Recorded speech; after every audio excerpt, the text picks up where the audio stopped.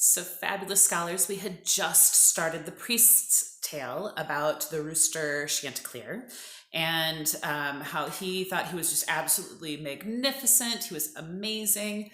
And then he had this terrible, terrible nightmare dream about a strange beast, like a dog with a reddish coat and pointed nose and black tips to its ears and a tail like a firebrand. That means a tail like a torch, as red as a torch. Do you know what animal he's talking about? We'll see today.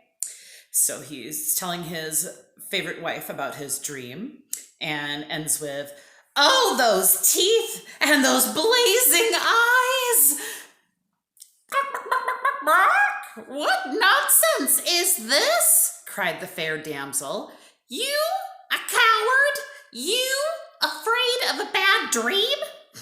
How can I love such a chicken-livered fellow? Women need their husbands to be courageous, level-headed. Anyone would think you were a common, uneducated rooster.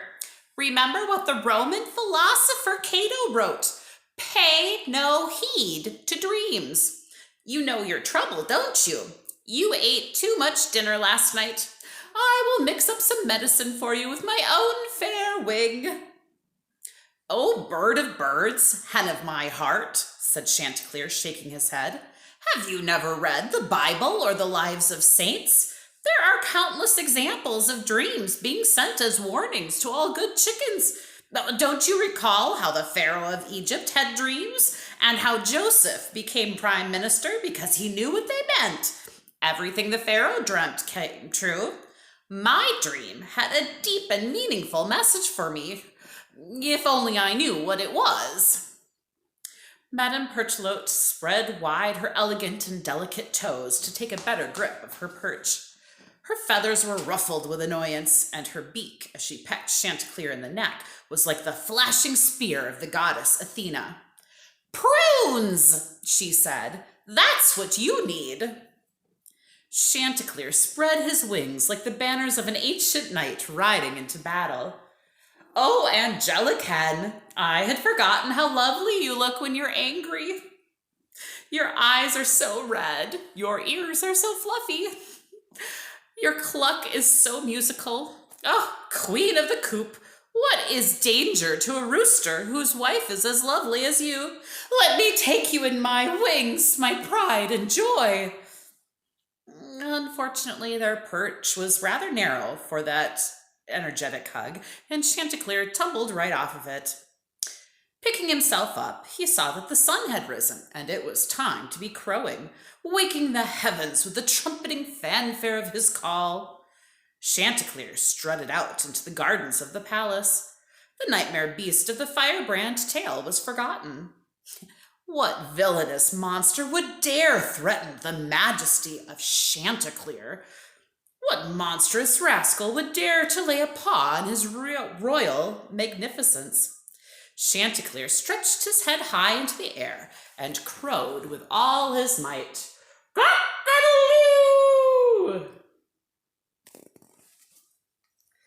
There was a butterfly flitting from bank to bank of the palace grounds. Chanticleer, standing between his ornamental lake and the tall maze, vaguely composed a poem in 12 verses about the briefness of life, and of butterflies in particular. The insect landed on the blossoms of a towering scented plantation. That's just a tall flower, scholars.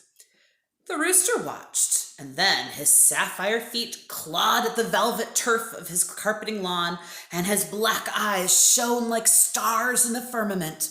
That means in the sky.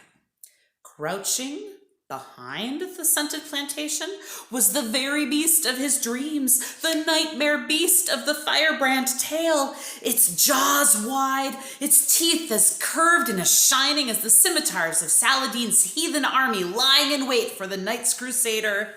"Oh, death! I see thy horrid shape and blazing eyes," cried Chanticleer. "Please don't distress yourself." Did you guess that it was a fox?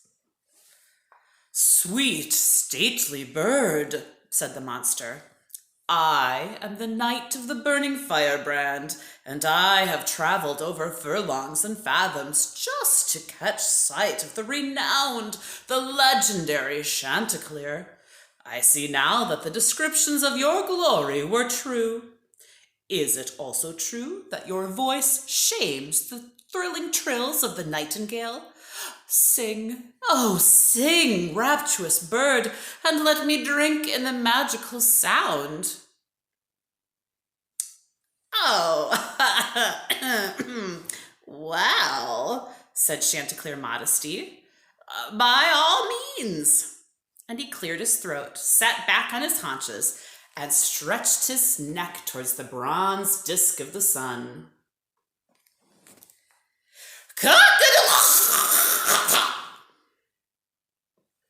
Glancing out of her door, the farm wife saw her rooster sit up and crow on the patch of marsh grass between the duck pond and the privet hedge.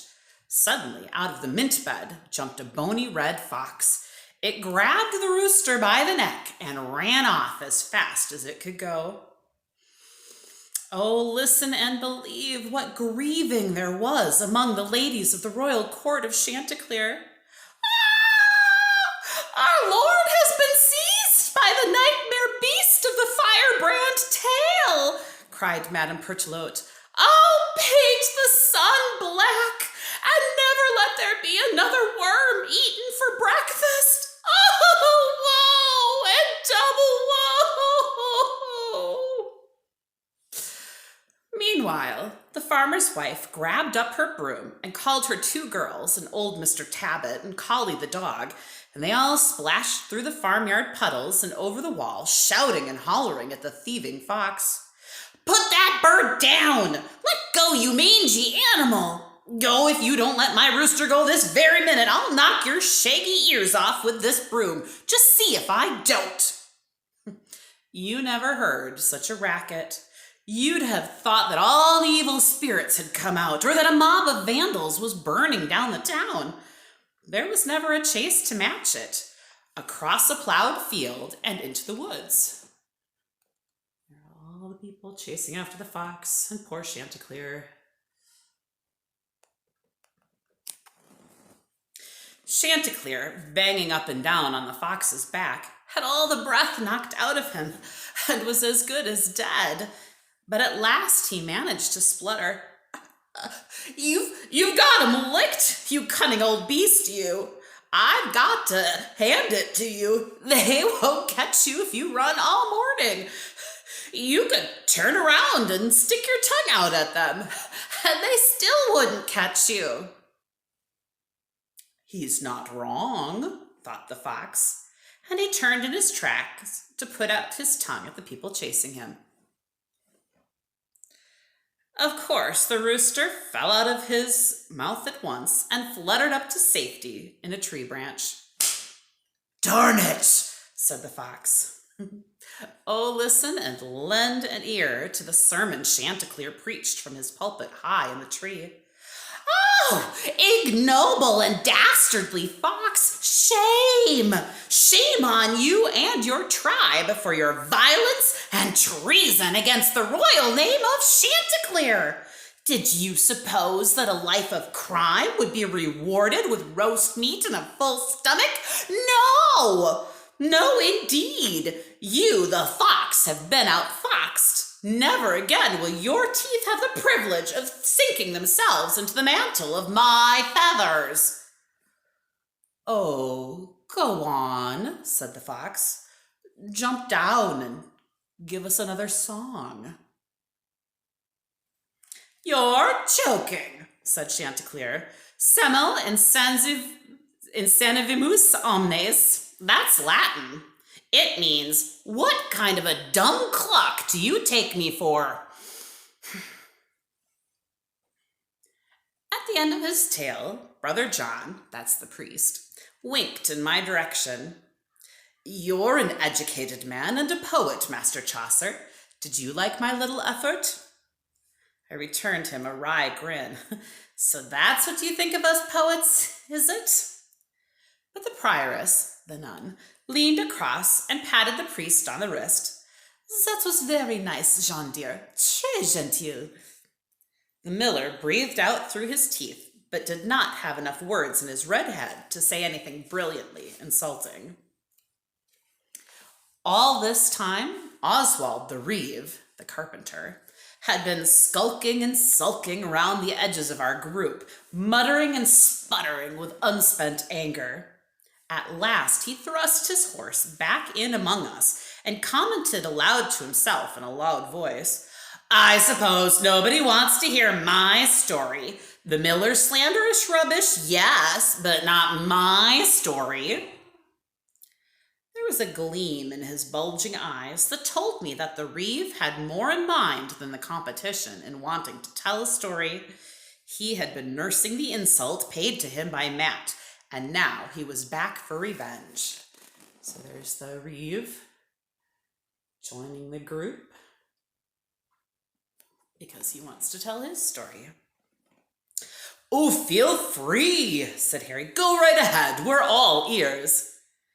The miller's horse gave a grunt as Matt rose in his stirrups to brandish himself like a torch. "You better keep off the subject of millers, though, if you know what's good for you, Oswald." "Now, it's funny you should say that," said Oswald, "but the story I have in mind does make mention of a miller. But that fellow's a rascal. I mean, he steals from his customers, gives them short measure back after he's ground their corn for them. And everybody knows you wouldn't do that, would you, Matt?" "I can't think what they mean back home when they say you dip your hand into every sack. Everyone knows what honest fellows you millers are." We pilgrims burst out laughing, each one of us thinking how unexplainably rich all millers seemed to be. When did you ever see a poor miller? Isn't that how the saying goes?